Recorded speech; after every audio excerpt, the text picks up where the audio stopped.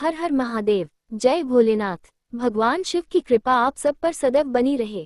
प्रिय भक्तों, क्या आपने कभी स्वयं से यह प्रश्न किया है कि पुत्र का जन्म आखिर क्यों होता है? क्या वह माता पिता के किए हुए पुण्यों का मीठा फल होता है, या फिर उन कर्मों की कठिन परीक्षा जिनका हिसाब अभी शेष है? अगर पुत्र का जन्म केवल पुण्य का परिणाम होता तो फिर क्यों कई घरों में वही पुत्र माता पिता के जीवन का सबसे बड़ा दुख बन जाता है, और अगर वह केवल कर्मों की सजा होता तो वही पुत्र कभी कभी माता पिता को ईश्वर के इतना निकट कैसे पहुंचा देता है? आज की इस कथा में भगवान शिव स्वयं माता पार्वती को एक गढ़ रहस्य समझाते हैं कि पुत्र का जन्म किन घरों में होता है, किस उद्देश्य से होता है, और वह जीवन में सुख बनकर आता है या आत्मा की परीक्षा बनकर। इस कथा को अंत तक सुनिए, क्योंकि यह कहानी केवल एक धार्मिक संवाद नहीं है, बल्कि हर माता पिता और हर संतान के जीवन से जुड़ा हुआ एक गहरा सत्य है जो शायद आपके भीतर छुपे किसी प्रश्न का उत्तर दे दे। कैलाश पर्वत की उस शांत संध्या में वातावरण कुछ अलग ही था। आकाश में फैले बादल जैसे किसी गहन रहस्य को अपने भीतर समेटे खड़े थे। मंद शीतल वायु बह रही थी, पर उस वायु में भी एक प्रश्न तैर रहा था, एक ऐसा प्रश्न जो सदियों से मनुष्य के मन को मथता आया है। माता पार्वती आज कुछ अधिक गंभीर थी। उनके नेत्रों में करुणा थी, पर साथ ही एक गहरी जिज्ञासा भी, मानो धरती के असंख्य घरों से उठती मौन पुकारें उनके हृदय तक पहुंच रही हो। वे उस दिशा में देख रही थी जहां मनुष्य पुत्र के जन्म पर उल्लास मनाता है, पर उसी पुत्र के कारण कभी कभी उसका जीवन परीक्षा बन जाता है। माता पार्वती ने धीरे से भगवान शिव की ओर देखा। महादेव ध्यानस्थ थे, पर सर्वज्ञानी होने के कारण उनके मौन में भी सब कुछ समाया हुआ था। पार्वती जी अब और मौन नहीं रह सकी। उन्होंने अत्यंत कोमल पर गहरे स्वर में पूछा, नाथ, एक प्रश्न मेरे हृदय में बहुत समय से है। धरती पर जब किसी घर में पुत्र का जन्म होता है तो लोग कहते हैं ये हमारे पुण्यों का फल है, लेकिन वही पुत्र जब बड़ा होकर माता पिता को दुख देता है तो वही लोग कहते हैं ये हमारे कर्मों की परीक्षा है।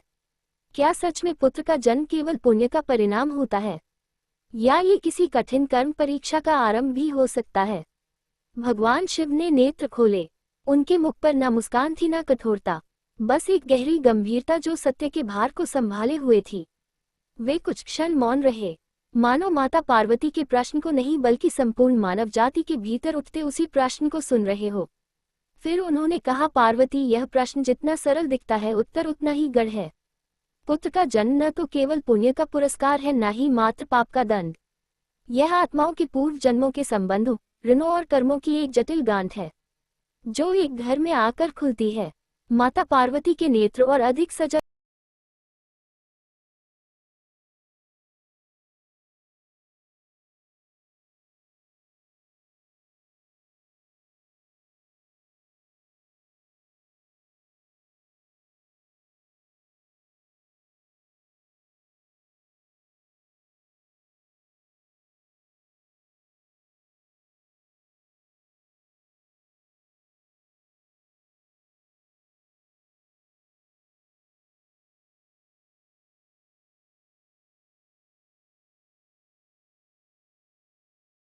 तभी तो वंश का दीपक आया है। शिव ने कहा, देखो पार्वती, लोग पुत्र को वंश का दीपक कहते हैं, पर कोई यह नहीं पूछता कि वह दीपक प्रकाश देगा या घर को जलाकर राख कर देगा। यह इस बात पर निर्भर करता है कि माता पिता और पुत्र तीनों अपने अपने कर्मों को कैसे निभाते हैं। माता पार्वती ने धीरे से पूछा, तो नाथ, क्या ये भी संभव है कि किसी घर में पुत्र का जन्म पुण्य के कारण हो पर उसका व्यवहार कर्म परीक्षा बन जाए? भगवान शिव ने उत्तर दिया, हाँ, और यह भी संभव है कि जिस पुत्र को लोग अभिशाप समझते हैं वही अंत में माता पिता के लिए मोक्ष का द्वार खोल दे। ये कहते हुए महादेव ने एक प्राचीन कथा का संकेत किया। उन्होंने कहा, मैं तुम्हें एक नहीं कई कथाएं सुनाऊंगा पार्वती। ऐसी कथाएं जहां पुत्र पुण्य बनकर आया पर परीक्षा बन गया, और ऐसी भी जहां पुत्र परीक्षा बनकर आया पर अंत में सबसे बड़ा वरदान सिद्ध हुआ। तब तुम स्वयं समझ जाओगी कि पुत्र का जन्म भाग्य से होता है या कर्म से, और उसका उद्देश्य क्या होता है। कैलाश पर सन्नाटा छा गया। देवता भी मानो इस संवाद को सुनने के लिए स्थिर हो गए हो। माता पार्वती ने श्रद्धा से सिर झुका लिया। उन्हें पता था कि अब जो कथा आरंभ होने वाली है वह केवल एक कहानी नहीं बल्कि हर माता पिता के जीवन का दर्पण होगी। और यही से आरंभ होती है वह पहली कथा जो बताएगी क्या पुत्र का जन्म सच में पुण्य का फल होता है या वह मनुष्य के जीवन की सबसे कठिन परीक्षा होता है। कैलाश पर्वत पर भगवान शिव का स्वर और भी गढ़ हो गया। उन्होंने माता पार्वती की ओर देखा और कहा कि पुत्र का जन्म केवल इस जीवन की घटना नहीं होता, बल्कि यह कई जन्मों के अधूरे संबंधों और ऋणों की परिणति होता है। फिर महादेव ने एक प्राचीन कथा सुनानी आरंभ की। धरती पर एक धर्मपरायण दंपति था जो अपने तप से और दान के लिए पूरे जनपद में प्रसिद्ध था। उन्होंने जीवन भर अतिथियों की सेवा की, भूखों को भोजन कराया और किसी का हित नहीं किया, पर उनके भीतर एक सूक्ष्म अहंकार पल रहा था। उन्हें यह विश्वास हो चला था कि हमने इतने पुण्य कर लिए हैं कि अब जीवन में कोई कठिन परीक्षा नहीं आ सकती। उसी भाव के साथ उन्होंने पुत्र की कामना की। समय आया और उनके घर एक तेजस्वी पुत्र ने जन्म लिया। पूरे नगर में उत्सव मनाया गया। लोग कहने लगे कि ऐसे माता पिता को ऐसा ही पुत्र मिलता है, यह उनके महान पुण्यों का प्रत्यक्ष फल है। पर भगवान शिव ने माता पार्वती से कहा कि मनुष्य जो देखता है वह सत्य का केवल एक छोटा सा अंश होता है। महादेव ने बताया कि उस पुत्र की आत्मा उसी दंपति के पूर्व जन्म से जुड़ी हुई थी। एक जन्म पहले वही माता एक संपन्न स्त्री थी और वही पिता एक प्रतिष्ठित पुरुष। उस समय उनके द्वार पर एक अनाथ बालक सहायता की आस लेकर आया था। माता ने उसे देखकर मन में सोचा कि यह हमारी जिम्मेदारी नहीं है, और पिता ने सत्य जानते हुए भी मौन साध लिया। उस बालक को सहारा नहीं मिला और वह अपमान तथा पीड़ा का बोझ लेकर चला गया। वही आत्मा इस जन्म में रण बनकर पुत्र के रूप में उनके घर लौटी। जैसे जैसे पुत्र बड़ा होने लगा, उसका स्वभाव कठोर होता गया। वह माता पिता के त्याग को नहीं समझता था, उनकी सेवा को अपना अधिकार मानता था और अपने वचनों से उनके मन को पीड़ा पहुंचाने में कभी नहीं हिचकता था। माता पार्वती यह सुनकर व्यथित हो उठी। उन्होंने पूछा, नाथ, जब माता पिता इतने पुण्यशील थे तो उन्हें ये कष्ट क्यों मिला?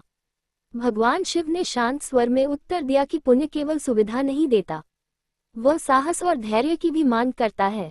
ये पुत्र उनके पुण्यों की परीक्षा बनकर आया था, ये देखने के लिए कि वे सेवा प्रशंसा के लिए करते हैं या करुणा के लिए।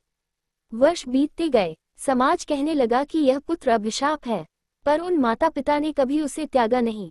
उन्होंने उसी प्रेम से उसकी सेवा की जैसे किसी असहाय की करते हैं। एक दिन वही पुत्र गंभीर रोग से ग्रस्त हो गया। माता पिता ने बिना किसी शिकायत के, बिना किसी आरोप के दिन रात उसकी सेवा की। उसी सेवा और निस्वार्थ प्रेम के बीच उस आत्मा का पूर्व जन्म का बोझ टूट गया। पुत्र के भीतर परिवर्तन आया। रोग शैया पर पड़े पड़े उसने पहली बार माता पिता के चरण पकड़ लिए। उसकी आंखों से आंसू बहने लगे।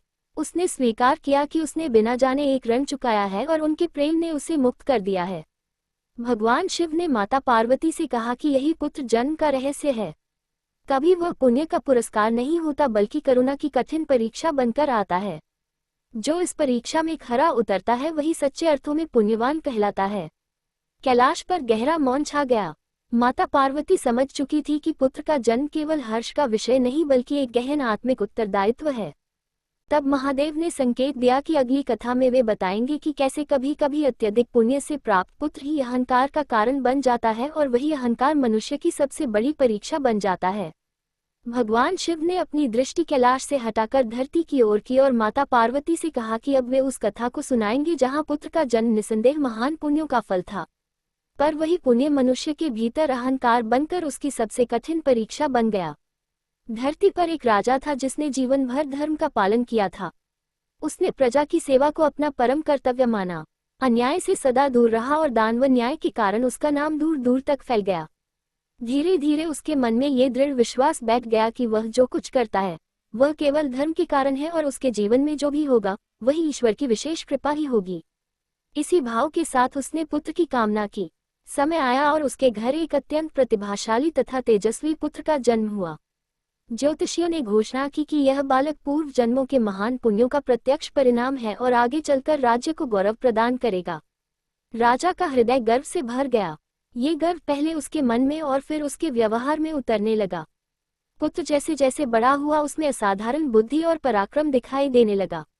गुरुजन उसकी प्रशंसा करते, प्रजा उसे भविष्य का महान राजा मानने लगी। पर इस निरंतर प्रशंसा के साथ उसके भीतर यह भाव भी गहराने लगा कि वह दूसरों से श्रेष्ठ है। उसने माता पिता के संस्कारों को पूरी तरह नकारा नहीं, पर उनके भीतर छिपी विनम्रता को कभी अपनाया नहीं। राजा भी पुत्र की प्रत्येक भूल को उसकी प्रतिभा और पुण्य के नाम पर ढक देता रहा। माता पार्वती यह सुनकर चिंतित हो उठी। उन्होंने पूछा, नाथ, जब पुत्र इतना पुण्यवान था तो उसके भीतर यह कठोरता और अहंकार क्यों उत्पन्न हुआ? भगवान शिव ने गंभीर स्वर में कहा, पार्वती, पुण्य यदि विवेक से जुड़ा ना हो तो वह अहंकार बन जाता है और अहंकार ही सबसे सूक्ष्म पाप है। समय बीतता गया, वह पुत्र राजा बना और अपने निर्णयों में स्वयं को ईश्वर के समान समझने लगा। उसने प्रजा की बात सुनना छोड़ दिया। उसे लगने लगा कि उसका जन्म ही शासन करने के लिए हुआ है। धीरे धीरे राज्य में असंतोष फैलने लगा। वही प्रजा जो कभी उसे वरदान मानती थी, अब उसे दंड समझने लगी। एक दिन उसके निर्णयों के कारण राज्य पर भारी संकट आ पड़ा। तब पहली बार वह राजा अपने अकेलेपन से परिचित हुआ। उसके चारों ओर अब प्रशंसा नहीं बल्कि भय था। उस संकट की रात वह अपने महल में अकेला बैठा था। तभी उसे अपने पिता के वे शब्द स्मरण आए जिन्हें उसने कभी अनसुना कर दिया था कि सत्ता पुण्य का प्रमाण नहीं होती बल्कि जिम्मेदारी की परीक्षा होती है। उसी क्षण उसके भीतर परिवर्तन की शुरुआत हुई। उसने पहली बार अपने अहंकार को देखा और स्वीकार किया कि उसने अपने पुण्यों को अपना अधिकार समझ लिया था। अगले दिन उसने प्रजा के सामने स्वयं को दोषी माना और न्याय तथा विनम्रता के मार्ग पर लौट आया। भगवान शिव ने माता पार्वती से कहा कि यही उस पुत्र के जन्म का उद्देश्य था, उसे यह सिखाने के लिए कि पुण्य का फल अधिकार नहीं बल्कि उत्तरदायित्व होता है। और माता पिता के लिए ये परीक्षा थी कि वे पुण्य के गर्व से ऊपर उठकर पुत्र को सही मार्ग दिखा पाएं। कैलाश पर वातावरण और भी गंभीर हो गया। तब महादेव ने संकेत किया कि अगली कथा में वे बताएंगे कि कैसे कभी जिस पुत्र को लोग अभिशाप मानते हैं, वही अंत में माता पिता के लिए मोक्ष का द्वार बन जाता है। वहीं से इस प्रश्न का अंतिम उत्तर और भी स्पष्ट होगा। भगवान शिव का स्वर अब और भी गंभीर हो गया। कैलाश पर्वत पर फैला निस्तब्ध वातावरण मानो आने वाली कथा के भार को पहले ही अनुभव कर रहा था। माता पार्वती ध्यानपूर्वक सुन रही थी। महादेव ने कहा कि अब वे उस सत्य को प्रकट करेंगे जिसे समझने में मनुष्य को सबसे अधिक समय लगता है, क्योंकि यह सत्य पीड़ा से होकर गुजरता है। धरती पर एक साधारण सा गृहस्थ दंपति रहता था। ना कोई विशेष धन, न कोई बड़ा यश। उनका जीवन सीमित साधनों में चलता था, पर वे ईश्वर में गहरी आस्था रखते थे। वर्षों तक संतान न होने के कारण वे समाज के तानों को सहते रहे। लोग कहते थे कि इनके घर में कोई पुण्य नहीं है, तभी तो वंश आगे नहीं बढ़ रहा। बहुत वर्षों की प्रार्थना और व्रत के बाद अंततः उनके घर पुत्र का जन्म हुआ। पूरे गांव ने कहा कि देर से सही पर ईश्वर ने इन पर कृपा कर दी। लेकिन वह पुत्र जन्म से ही दुर्बल था। उसका शरीर स्वस्थ नहीं रहता था। बार बार रोग उसे घेर लेते थे। माता पिता दिन रात उसकी सेवा में लगे रहते। धीरे धीरे वही समाज जो पहले उन्हें निसंतान होने पर दोष देता था, अब कहने लगा कि यह पुत्र तो इनके लिए अभिशाप है। लोग सलाह देने लगे कि इतना खर्च क्यों करते हो, ईश्वर की मर्जी समझो और मन को कठोर बनाओ। माता पार्वती ने ये सुनकर व्यथित स्वर में पूछा, नाथ, जब माता पिता इतने धैर्यवान और श्रद्धालु थे तो ये पुत्र उन्हें इतना कष्ट क्यों दे रहा था?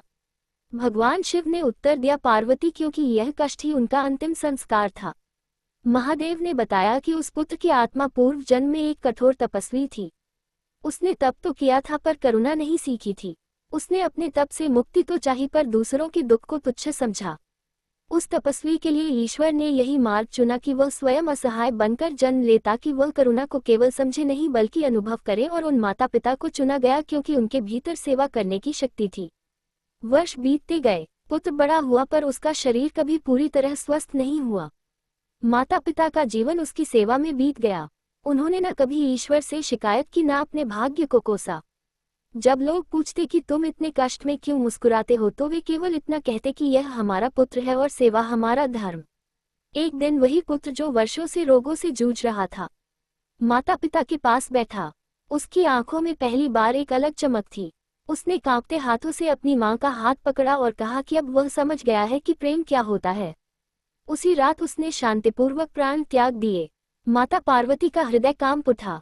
उन्होंने पूछा, नाथ, क्या यही अंत था? इतने कष्ट के बाद भी पुत्र चला गया। भगवान शिव ने कहा, नहीं पार्वती, यही तो पूर्णता थी। महादेव ने बताया कि उस पुत्र की आत्मा उस क्षण मुक्त हो गई क्योंकि उसने करुणा का पाठ पूरा कर लिया था और उन माता पिता के लिए जिनका पूरा जीवन सेवा में बीता, वही सेवा उनके लिए मोक्ष का द्वार बन गई। जिस पुत्र को लोग अभिशाप कहते रहे, वही उनके जीवन का सबसे बड़ा पुण्य बन गया। भगवान शिव ने गहरे स्वर में कहा कि मनुष्य पुत्र के जीवन की अवधि को देखता है, पर ईश्वर उसके उद्देश्य को देखता है। कुछ पुत्र घर में रहकर सुख देते हैं और कुछ थोड़े समय के लिए आकर आत्मा को शुद्ध कर जाते हैं। दोनों का मूल्य अलग अलग नहीं होता। कैलाश पर सन्नाटा छा गया। माता पार्वती की आंखों में करुणा के आंसू थे। वे अब समझ चुकी थी कि पुत्र का जन्म केवल वंश या सुख के लिए नहीं होता, बल्कि कई बार वह आत्मा की अंतिम यात्रा का साधन बनता है। तब भगवान शिव ने कहा कि अब समय आ गया है अंतिम उत्तर देने का। अगली कथा में वे स्वयं स्पष्ट करेंगे कि पुत्र का जन्म पुण्य का फल होता है, कर्मों की परीक्षा होता है, या दोनों से भी परे कोई दिव्य योजना। कैलाश पर्वत पर गहन शांति व्याप्त हो गई। ऐसा प्रतीत हो रहा था मानो स्वयं समय भी कुछ क्षणों के लिए ठहर गया हो। माता पार्वती का मन भावनाओं से भरा हुआ था। अब तक सुनी गई कथाओं ने उनके हृदय को करुणा, विवेक और गहन सोच से भर दिया था। उन्होंने भगवान शिव की ओर देखा। उनकी आंखों में अब प्रश्न नहीं बल्कि उत्तर को समझने की गहरी तत्परता थी। माता पार्वती ने अत्यंत विनम्र स्वर में कहा, नाथ, अब मैं समझ रही हूँ कि पुत्र का जन्म सरल विषय नहीं है। फिर भी मेरे हृदय में एक अंतिम जिज्ञासा शेष है। आप स्वयं स्पष्ट करें कि पुत्र का जन्म वास्तव में क्या है। क्या वह पुण्य का फल है, कर्मों की कठोर परीक्षा है, या फिर भाग्य का कोई रहस्यमय खेल। भगवान शिव ने मंद स्वर में मुस्कुराते हुए उत्तर दिया। उनका स्वर करुणा, गंभीरता और सत्य से परिपूर्ण था। उन्होंने कहा, पार्वती, पुत्र का जन्म न तो केवल पुण्य का पुरस्कार है, न ही केवल कर्मों का दंड। ये तीनों से परे ईश्वर की वह योजना है जिसे मनुष्य अपने सीमित दृष्टिकोण से समझ नहीं पाता। महादेव ने समझाया कि जब कोई आत्मा पुत्र के रूप में जन्म लेती है तो वह अपने साथ केवल शरीर नहीं लाती बल्कि अनेक जन्मों के संस्कार, ऋण और उद्देश्य भी साथ लाती है। उसी प्रकार माता पिता भी केवल इस जन्म के व्यक्ति नहीं होते, वे भी अपने कर्मों का बोझ और पुण्य का प्रकाश साथ लेकर आते हैं। इन तीनों के सहयोग से ही पुत्र का जन्म होता है। भगवान शिव ने कहा कि कुछ घरों में पुत्र इसलिए जन्म लेता है क्योंकि वहां किए गए पुण्य अभी पूर्ण नहीं हुए होते। पुत्र उनके पुण्यों को पूर्ण करने का साधन बनता है। वह माता पिता को प्रेम, त्याग और जिम्मेदारी का वास्तविक अर्थ सिखाता है। वहीं कुछ घरों में पुत्र इसलिए आता है क्योंकि वहां अधूरे कर्म होते हैं। ऐसे पुत्र माता पिता के जीवन में कठिनाइयां लाते हैं ताकि वे अपने भीतर छिपे अहंकार, क्रोध और मोह को पहचान सके। महादेव ने गंभीर स्वर में आगे कहा कि यह भूल है कि सुख देने वाला पुत्र ही पुण्य का फल होता है। कई बार जो पुत्र सुख देता है वह माता पिता को मोह में बांध देता है, और जो पुत्र कष्ट देता है वही उन्हें ईश्वर के निकट ले जाता है। इसलिए ईश्वर यह नहीं देखता कि पुत्र कितना आज्ञाकारी है, बल्कि ये देखता है कि उसके आने से आत्मा कितनी शुद्ध हुई। माता पार्वती भावुक हो उठी। उन्होंने पूछा, नाथ, फिर उन माता पिता का क्या जो पुत्र के कारण टूट जाते हैं, निराश हो जाते हैं और ईश्वर से प्रश्न करने लगते हैं। भगवान शिव का स्वर और भी करुण हो गया। उन्होंने कहा, पार्वती, ईश्वर कभी भी मनुष्य की सामर्थ्य से अधिक भार नहीं देता। जो माता पिता जिस परीक्षा से गुजरते हैं उनके भीतर उसे सहने की शक्ति पहले से विद्यमान होती है, बस मनुष्य उसे पहचान नहीं पाता। महादेव ने स्पष्ट किया कि पुत्र का जन्म कभी भी संयोग नहीं होता, ना वह केवल भाग्य से होता है, न ही केवल इच्छा से। वह एक उत्तरदायित्व होता है।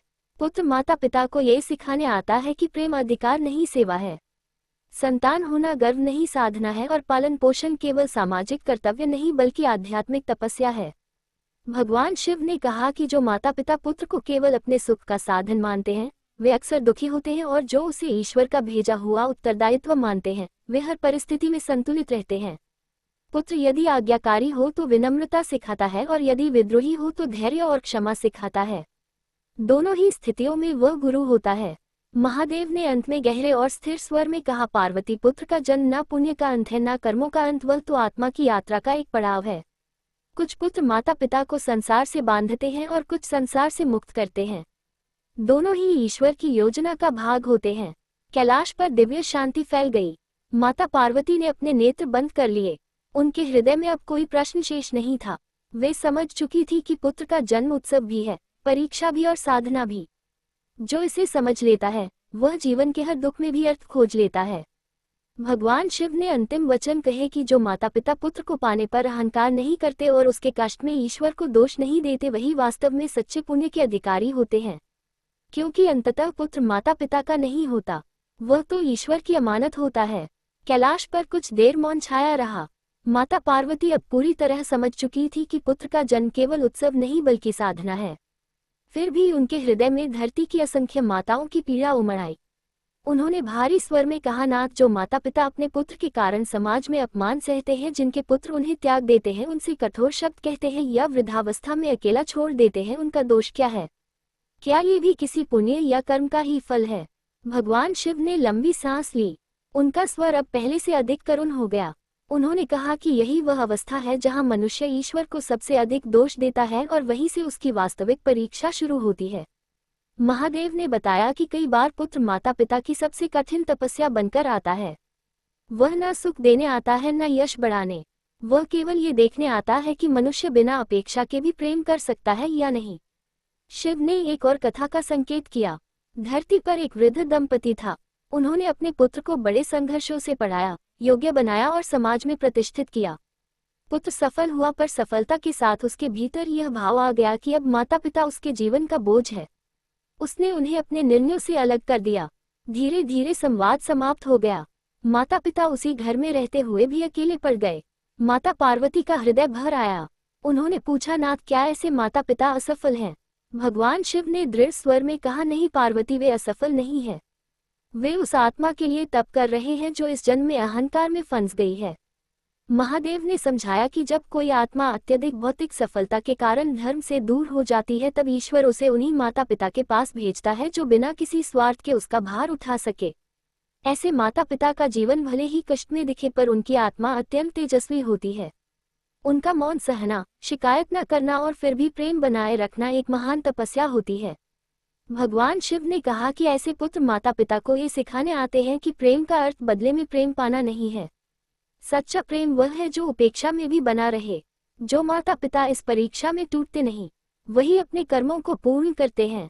और जिस दिन वह पुत्र अपने अहंकार से मुक्त होता है, उसी दिन उसके भीतर अपने माता पिता के लिए पश्चाताप जागता है, चाहे वह इस जन्म में व्यक्त हो या अगले जन्म में। महादेव ने गंभीर स्वर में कहा कि मनुष्य समय को देखता है, पर ईश्वर परिणाम को देखता है। कुछ तपस्याएं जीवन के अंत में फल देती हैं और कुछ मृत्यु के बाद। माता पार्वती अब गहरे विचार में डूब चुकी थी। उन्होंने अनुभव किया कि पुत्र के जन्म से माता पिता केवल सामाजिक भूमिका नहीं निभाते, बल्कि आध्यात्मिक रूप से भी बदलते हैं। उन्होंने पूछा, नाथ, क्या ये कहना सही होगा कि पुत्र का जन्म माता पिता के आध्यात्मिक विकास का साधन भी है? भगवान शिव के मुख पर मंद मुस्कान आई। उन्होंने कहा, पार्वती, यही तो सबसे बड़ा सत्य है जिसे मनुष्य समझ नहीं पाता। महादेव ने बताया कि संतान के आने से पहले मनुष्य अपने बारे में सोचता है। संतान के आने के बाद वह किसी और के लिए जीना सीखता है।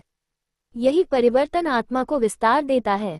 शिव ने कहा कि जब पुत्र छोटा होता है तो माता पिता त्याग सीखते हैं, जब वह बड़ा होता है तो धैर्य सीखते हैं, जब वह विद्रोह करता है तो क्षमा सीखते हैं, और जब वह उनसे दूर चला जाता है तब वे वैराग्य सीखते हैं। इस प्रकार पुत्र जीवन के हर चरण में माता पिता को एक नया आध्यात्मिक पाठ पढ़ाता है। माता पार्वती ने नम्रता से पूछा, तो क्या ये कहना उचित है कि पुत्र का जन्म माता पिता को मोक्ष के योग्य बनाने की प्रक्रिया भी हो सकता है? भगवान शिव ने गंभीर स्वर में कहा, हाँ पार्वती, कई माता पिता मोक्ष इसलिए नहीं पाते क्योंकि वे जीवन भर केवल अपने सुख दुख में उलझे रहते हैं। पुत्र उन्हें अपने अहंकार से बाहर निकालता है। महादेव ने कहा कि जो माता पिता पुत्र को अपनी संपत्ति नहीं बल्कि ईश्वर की अमानत मानते हैं, वे धीरे धीरे बंधन से मुक्त होने लगते हैं। वे सीखते हैं कि किसी को बांधकर नहीं, मुक्त करके प्रेम किया जाता है। यही शिक्षा उन्हें अंततः मोक्ष की ओर ले जाती है।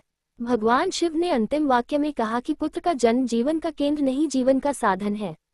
जो इसे समझ लेता है, वह कभी यह नहीं पूछता कि पुत्र पुण्य का फल है या कर्मों की परीक्षा।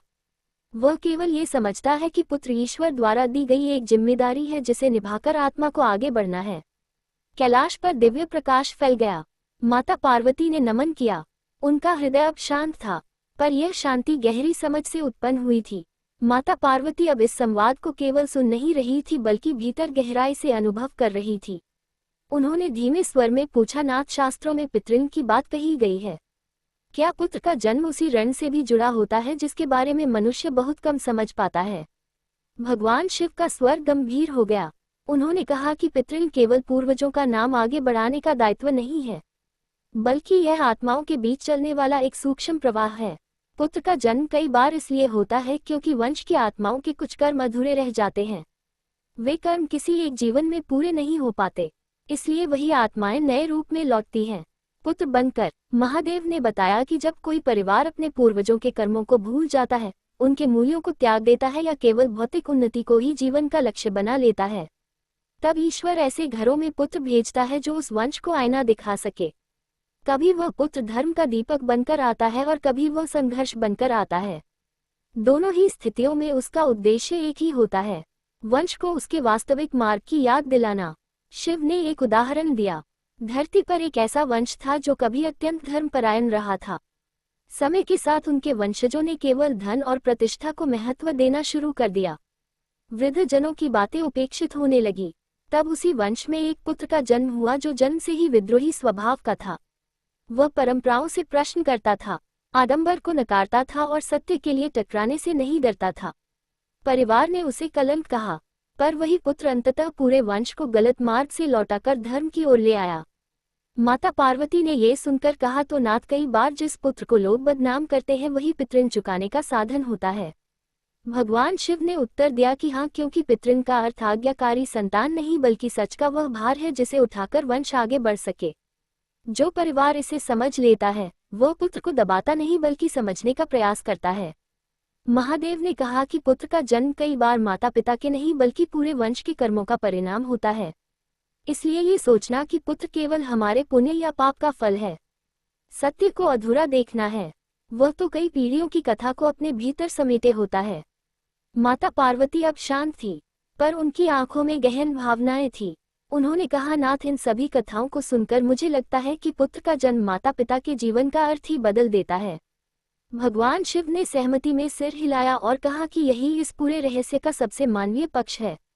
महादेव ने बताया कि पुत्र के जन्म से पहले मनुष्य जीवन को अपनी इच्छा के अनुसार जीता है। वह अपने सुख, अपने लक्ष्य और अपने डर के चारों ओर संसार बनाता है। पर पुत्र के आते ही यह केंद्र बदल जाता है। अब मनुष्य अपने लिए नहीं किसी और के भविष्य के लिए सोचने लगता है। यही बदलाव आत्मा को परिपक्व करता है। शिव ने कहा कि कुछ माता पिता इस बदलाव को स्वीकार कर लेते हैं। वे समझ जाते हैं कि जीवन अब केवल उनका नहीं रहा। ऐसे लोग पुत्र के माध्यम से विशाल बनते हैं। और कुछ माता पिता इस बदलाव से लड़ते हैं। वे चाहते हैं कि पुत्र उनके अनुसार चले। यही संघर्ष दुख का कारण बनता है। माता पार्वती ने गहरी भावुकता से पूछा, नाथ, फिर सही मार्ग क्या है? भगवान शिव ने उत्तर दिया कि सही मार्ग स्वीकार का है। ये स्वीकार कि पुत्र तुम्हारा नहीं है, वह तुम्हारे माध्यम से इस संसार में आया है। तुम उसके मार्गदर्शक हो, मालिक नहीं। जब माता पिता ये स्वीकार कर लेते हैं तभी पुत्र का जन्म उनके जीवन को बोझ नहीं वरदान बनाता है। महादेव ने कहा कि कुछ पुत्र माता पिता को संसार से जोड़ते हैं और कुछ संसार से छुड़ाते हैं। जो माता पिता पुत्र के जाने पर भी ईश्वर को कोसते नहीं बल्कि उसके उद्देश्य को समझने का प्रयास करते हैं, वे जीवन की सबसे ऊंची अवस्था को छू लेते हैं।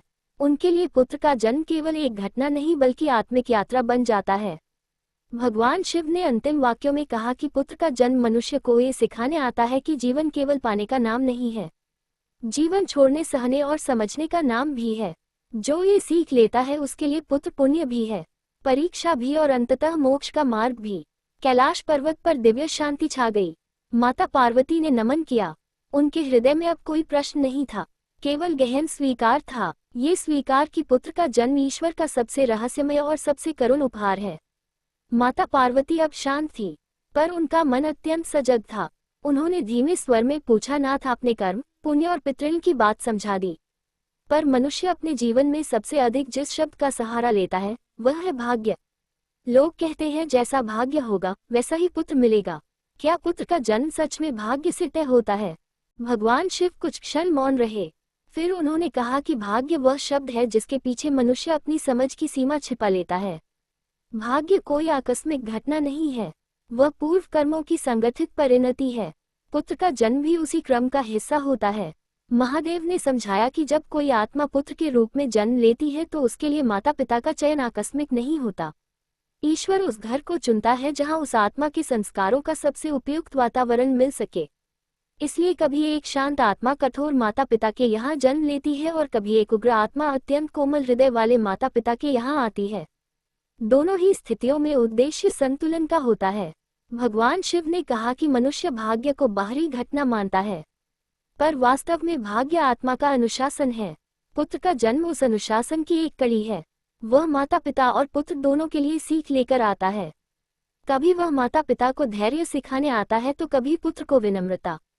कभी वह घर को जोड़ने आता है तो कभी बिखरे हुए रिश्तों को उजागर करने।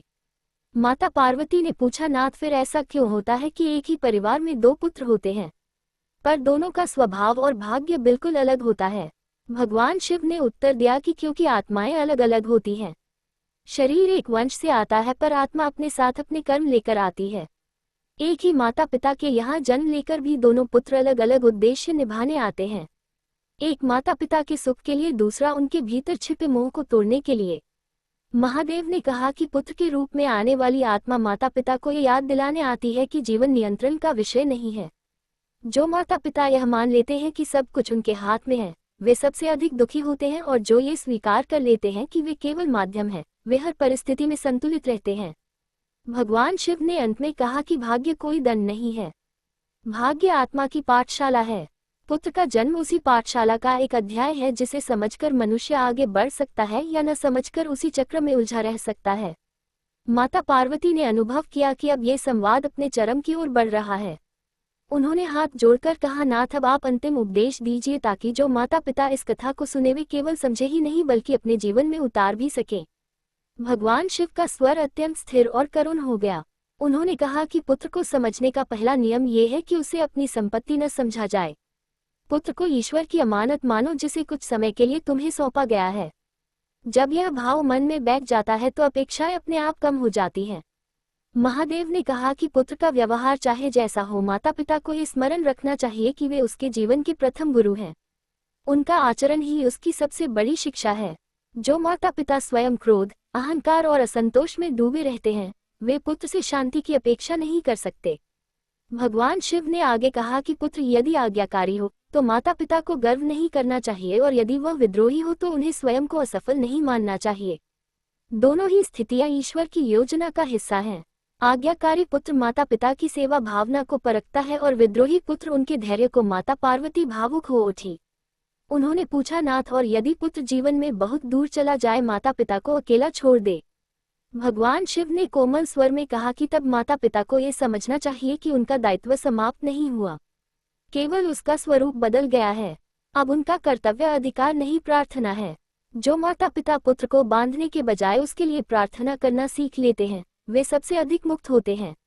महादेव ने अंतिम वाक्यों में कहा कि पुत्र का जन्म मनुष्य को ये सिखाने आता है कि प्रेम नियंत्रण नहीं, स्वीकार है। सेवा अपेक्षा नहीं, समर्पण है, और संबंध अधिकार नहीं, उत्तरदायित्व है। जो माता पिता इस सत्य को समझ लेते हैं, उनके लिए पुत्र का जन्म चाहे जैसा भी हो, वह उन्हें ईश्वर के और निकट ले जाता है। माता पार्वती अब तक शिव के वचनों को बुद्धि से समझ रही थी, पर इस क्षण उनका हृदय स्वयं धरती की हर मां की पीड़ा से भर उठा। उन्होंने धीमे स्वर में कहा, नाथ आपने पिता और पुत्र के संबंध को समझाया, पर मां का हृदय सबसे अधिक सहता है। पुत्र के हर दुख में, हर भटकाव में मां स्वयं को दोषी मान लेती है।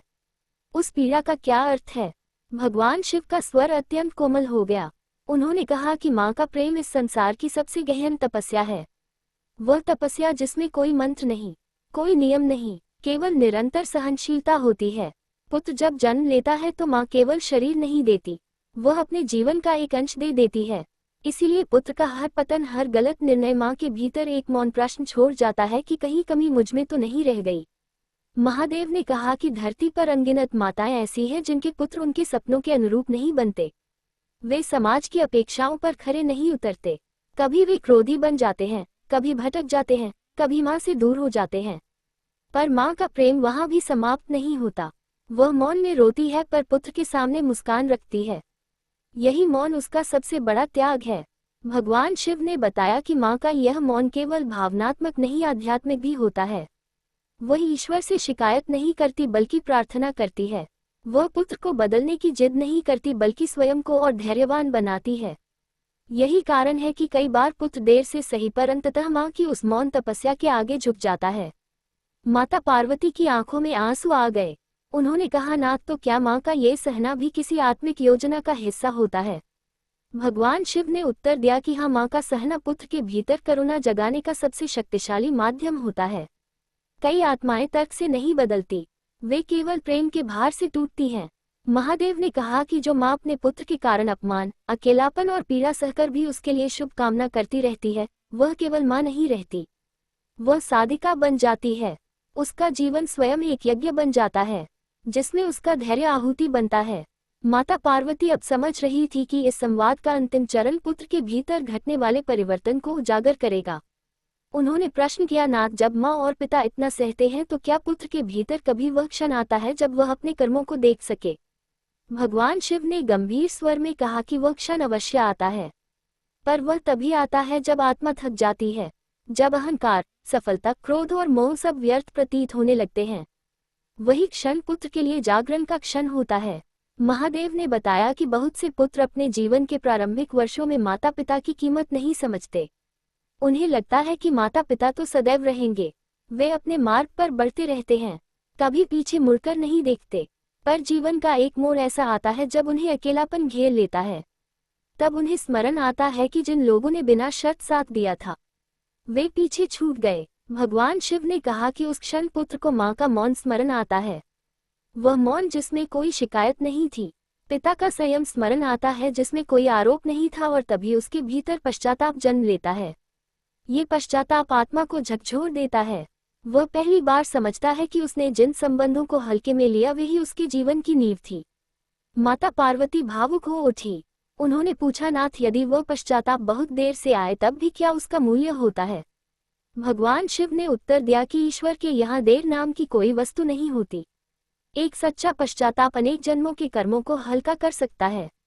जब पुत्र अपने भीतर यह स्वीकार कर लेता है कि उसके माता पिता केवल उसके अतीत नहीं बल्कि उसकी आत्मा का आधार थे, तब उसका जागरण पूर्ण होता है। महादेव ने कहा कि कई बार यह पश्चाताप शब्दों में व्यक्त नहीं होता। कभी वह सेवा बन जाता है, कभी मौन आंसू, और कभी केवल भीतर की विनम्रता। पर ईश्वर उस भाव को देखता है, अभिव्यक्ति को नहीं। भगवान शिव ने अंतिम स्वर में कहा कि पुत्र का जन्म केवल माता पिता को नहीं बदलता, वह पुत्र को भी बदलने आता है। कुछ परिवर्तन जीवन में दिखाई देते हैं और कुछ आत्मा में। जो पुत्र अपने माता पिता के कष्ट को समझ लेता है, वह चाहे जीवन में कुछ भी बन जाए, भीतर से पूर्ण हो जाता है। कैलाश पर दिव्य शांति उतर आई। माता पार्वती ने नेत्र बंद कर लिए। उनके हृदय में अब करुणा भी थी, संतोष भी, और एक गहरा विश्वास भी कि ईश्वर की योजना कभी क्रूर नहीं होती, वह केवल गहरी होती है। कैलाश पर्वत पर अब पूर्ण शांति थी। ऐसा लग रहा था मानो ये संवाद केवल माता पार्वती के लिए नहीं बल्कि धरती पर बैठे हर माता पिता के लिए कहा गया हो। माता पार्वती ने अंतिम बार भगवान शिव की ओर देखा। उनके नेत्रों में अब प्रश्न नहीं, केवल कृतज्ञता थी। भगवान शिव ने गहरे और स्थिर स्वर में कहा कि पुत्र का जन्म न तो केवल पुण्य का पुरस्कार है, न ही केवल कर्मों की कठोर परीक्षा। वह इन दोनों के बीच का वह मार्ग है जिस पर चलकर आत्मा परिपक्व होती है। कुछ पुत्र माता पिता को हंसी देते हैं, कुछ आंसू देते हैं, और कुछ जीवन का अर्थ बदल देते हैं। पर कोई भी पुत्र बिना कारण नहीं आता। महादेव ने कहा कि जो माता पिता पुत्र के जन्म पर अहंकार नहीं करते और उसके कष्ट में ईश्वर को दोष नहीं देते, वही इस रहस्य को समझ पाते हैं, क्योंकि पुत्र ईश्वर की अमानत है। वह माता पिता के माध्यम से संसार में आता है पर उनका नहीं होता। वह अपनी यात्रा पर आया हुआ एक यात्री होता है और माता पिता उस यात्रा के पहले पड़ाव होते हैं। भगवान शिव ने अंतिम वचनों में कहा कि पुत्र, यदि आज्ञाकारी हो तो विनम्रता सीखो, और यदि विद्रोही हो तो धैर्य सीखो। यदि वह पास रहे तो कृतज्ञ बनो, और यदि दूर चला जाए तो प्रार्थना करना सीखो। हर स्थिति में पुत्र माता पिता को कुछ न कुछ सिखाने आता है। जो इस शिक्षा को समझ लेता है वही जीवन में मुक्त होता है। माता पार्वती ने भगवान शिव के चरणों में नमन किया। उनका हृदय अब पूर्ण था। उन्होंने समझ लिया था कि पुत्र का जन्म जीवन का केंद्र नहीं बल्कि जीवन को ऊंचाई देने का माध्यम है। कैलाश पर शंखनाद हुआ, देवताओं ने पुष्प वर्षा की, और उसी क्षण ये दिव्य संवाद पूर्ण हुआ। तो भक्तों, पुत्र का जन्म केवल घर में खुशियां आने की घटना नहीं है, यह आत्माओं का मिलन है। ये पुण्य और कर्म के बीच बना वह सेतु है जहां माता पिता और पुत्र तीनों अपनी अपनी यात्रा पूरी करते हैं। कोई पुत्र माता पिता को मुस्कान देता है, कोई आंसू देता है, और कोई जीवन का अर्थ ही बदल देता है। पर एक बात निश्चित है कि कोई भी पुत्र बिना उद्देश्य के नहीं आता। अगर आपका पुत्र आपके जीवन में सुख दे रहा है तो उसे ईश्वर का प्रसाद समझिए, और अगर वही पुत्र आज आपकी सबसे कठिन परीक्षा बन गया है तो उसे ईश्वर की शिक्षा मानिए, क्योंकि कई बार वही परीक्षा आत्मा को इतना मजबूत बना देती है कि जीवन का कोई दुख फिर बड़ा नहीं लगता। याद रखिए, संतान अधिकार नहीं, उत्तरदायित्व है, और माता पिता होना केवल रिश्ता नहीं बल्कि एक गहरी साधना है। यही भगवान शिव का संदेश है, यही इस कथा का सार है। प्रिय भक्तों, अगर यह कथा आपके हृदय को छू गई हो, अगर इसने आपको अपने जीवन, अपने माता पिता या अपनी संतान के बारे में सोचने पर मजबूर किया हो, तो इस वीडियो को लाइक जरूर करें। आपका एक लाइक हमें ऐसी ही गहरी भावनात्मक और सच्ची कहानियां आप तक पहुंचाने की शक्ति देती है। अगर आपको लगता है कि यह कथा किसी माता पिता, किसी पुत्र या किसी परिवार तक पहुंचना चाहिए तो इस वीडियो को शेयर जरूर करें। शायद आपकी एक शेयर किसी के मन का बोझ हल्का कर दे। और अगर आप ऐसे ही धर्म, कर्म, रिश्तों और जीवन की सच्चाइयों से जुड़ी कथाएं सुनना चाहते हैं तो चैनल को सब्सक्राइब करें ताकि हर नई कथा सबसे पहले आप तक पहुंचे। और हाँ, कमेंट में हर हर महादेव लिखना बिल्कुल मत भूलिएगा। फिर मिलेंगे एक और गहन, भावनात्मक और आत्मा को छू लेने वाली कहानी के साथ। तब तक जुड़े रहिए, सुनते रहिए और अपने रिश्तों को समझते रहिए। हर हर महादेव, जय भोलेनाथ।